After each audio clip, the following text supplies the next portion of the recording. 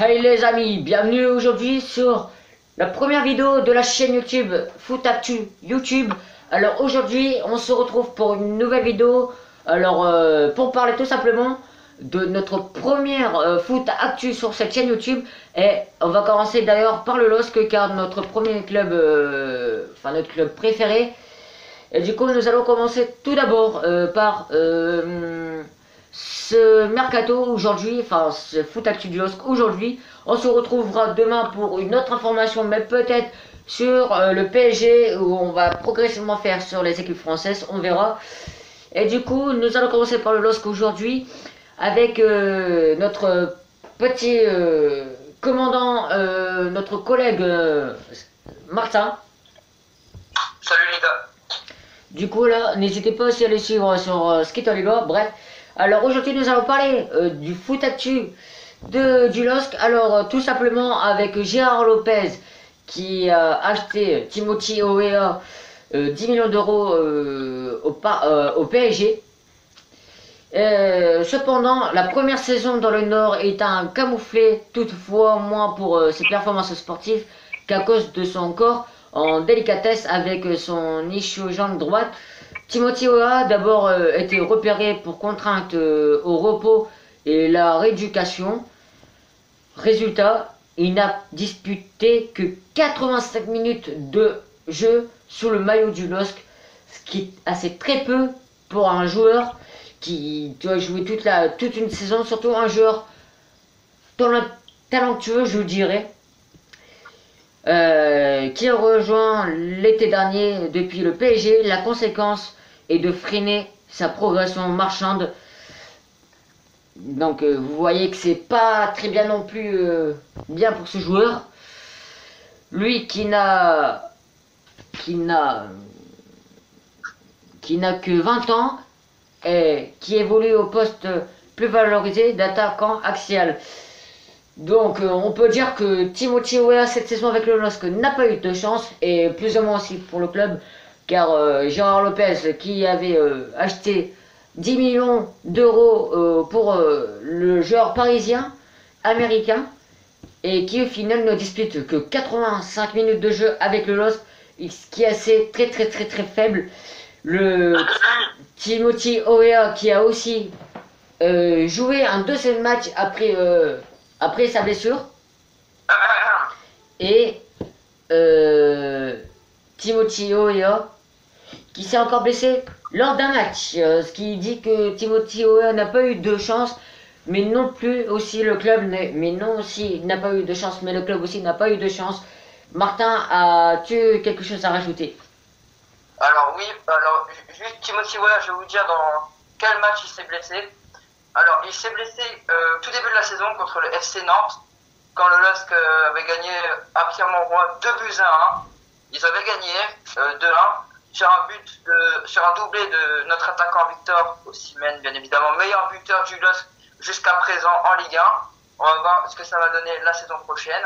Et donc du coup Timothy Weah s'est blessé vers la 87e minute, un truc comme ça. Il s'est blessé à la cuisse. Du coup il a été remplacé. Et il était de retour lors du match LOSC Olympique de Marseille au stade Pierre-Mauroy. Et il est apparu, il a fait son apparition en deuxième période. Et du coup, c'était vers la 78e, si je ne dis pas de bêtises, bref, c'était soit 60 ou soit 80 ou 70, je sais plus. Mais il est rentré et à la fin du match, il s'était plaint d'une douleur à la cheville. Et du coup, après ce match, on ne l'a plus revu et c'est comme ça qu'il s'est blessé.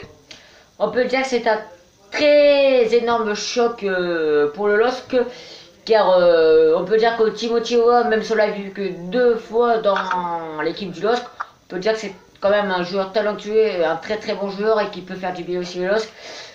Martin, pensez-vous que si le LOSC n'aurait pas perdu Timothy Weah sur blessure, est-ce que pensez-vous que le LOSC aurait pu faire une très belle saison que l'année dernière? Bah, en fait, je dis pas le contraire, les autres joueurs sont très bons, honnêtement, ils sont très bons. Surtout, je dis pas que les autres sont nuls, c'est pas parce que je dis un joueur que les autres forcément sont nuls. Non, ils ont tous fait une très bonne saison. Surtout Renato Sanchez qui a fait une énorme saison en milieu de terrain pour le LOSC. il a apporté beaucoup de bien, surtout quand il a marqué son but contre Montpellier à la 84e. Et du coup, c'était un très bon moment pour nous, les Lillois.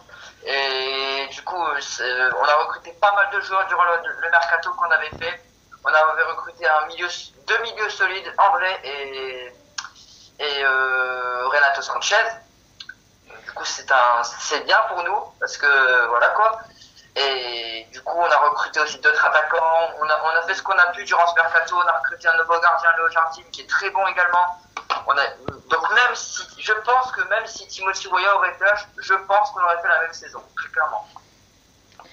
Alors, le LOSC ne s'est pas valorisé par rapport à Timothy Weah, recruté contre une indemnité de 10 millions d'euros. Lille pariait de le céder plus cher dans le futur, comme toutes les jeunes pépites du club engagent. Mais avec Weah, il faudrait patienter encore une saison de plus ou moins pour qu'il s'exprime enfin. Rester à l'écart des terrains pour un événement aussi jeune a naturellement des répercussions sur sa valeur marchande. Moins toutefois du côté de l'Observatoire du football pour l'avoir été estimé avec le confinement d'une douzaine de millions d'euros pour transformer qui l'estime à avoir 8 millions d'euros. On est loin d'être opération à plus de 5 ou 6 fois la dépense initiale comme pour le LOSC avec Nicolas Pepe. Probablement à venir avec Victor Osimhen. Nous allons parler aussi de Victor Osimhen qui lui aussi est repéré par tout club, généralement probablement par aussi Chelsea qui propose 85 millions d'euros pour Victor Osimhen. Une somme incroyable, mais peut-être une grande perte pour le LOSC. Je ne sais pas ce que vous pensez, Martin. Pensez-vous que c'est une grande perte pour le LOSC malgré les 85 millions récoltés, malgré les 85 millions d'euros que le LOSC vont réavoir? Pour vous, est-ce une grande perte? Bah oui, quand même, parce que Victor Osimhen aura marqué en tout 13 buts dans cette saison. Ça aurait été l'un des meilleurs buteurs de la Ligue 1. Même si le vrai buteur, c'est Kylian Mbappé avec 18 buts, égalité, je précise, avec Wissam Ben Yedder. Donc oui, il a fait une très bonne saison. Il a marqué beaucoup de buts. Franchement, je ne pensais pas que ce joueur allait marquer autant de buts en une saison. Surtout que c'était une nouvelle recrue. Et du coup, voilà, je pense qu'en fait, ça va faire comme Nicolas Pepe. On l'a acheté, il est venu d'Angers, pas cher, et on l'a revendu en légende, plus cher pour aller à Arsenal. On peut dire que le LOSC est un très bon centre de formation pour les joueurs. Oui, effectivement. On peut dire que cette saison, la meilleure recrue du LOSC était Renato Sanchez avec un beau milieu de terrain. Est-ce que cela pouvait permettre au LOSC, malgré le confinement, de se qualifier pour la Ligue des Champions en sachant qu'il y avait Renato Sanchez au milieu, il connaît aussi les deux jeunes entre eux et avec Benjamin André, on peut dire qu'entre les trois ça se joue très bien. Oui, ça se joue très bien, excusez-moi de ce moment d'attente. Oui, parce que de toute façon, contre Valence en Ligue des Champions, Renato Sanchez a été blessé. Du coup, il n'était pas présent pendant le match. Du coup, ça a été difficile pour Lille, mais il y avait quand même Jonathan Iconé qui rentrait, qui a fait beaucoup de bien à Lille. La preuve, il a marqué. Et du coup, voilà. De toute façon, si Sanchez et Osimhen partent, pour moi, ce sera une grande perte parce que on les a achetés très cher. Surtout Renato, ça a recruté la plus chère. Plus de 4, il a coûté environ 20 millions d'euros au LOSC. Donc du coup, c'est la recrue la plus chère du LOSC cet été. Parlons maintenant de cette saison du LOSC.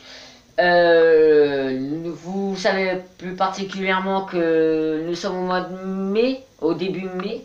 Le championnat serait en milieu mai.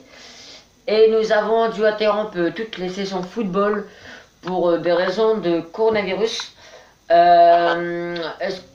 Dire que le LOSC était à deux doigts de frôler les barrages de Ligue des Champions. Est-ce que si le LOSC aurait pas vécu ce confinement, est-ce que Lille serait actuellement troisième de ce championnat? Oui, bien sûr, parce qu'ils avaient que un point d'avance sur Rennes. Du coup, je pense qu'avec toutes les rencontres, si on aurait fait des matchs nuls, si Lille avait fait des matchs nuls, ou si ils auraient fait, je sais pas, des victoires, eh ben on aurait été troisième sûr et certain. Et on aurait été en Ligue des Champions encore une fois. C'était sûr et certain. Alors, mesdames, messieurs, c'est bientôt la fin de ce journal Foot Actu YouTube. Mais juste avant ça, nous allons parler aussi de quelques nouvelles recrues potentiellement en provenance du LOSC.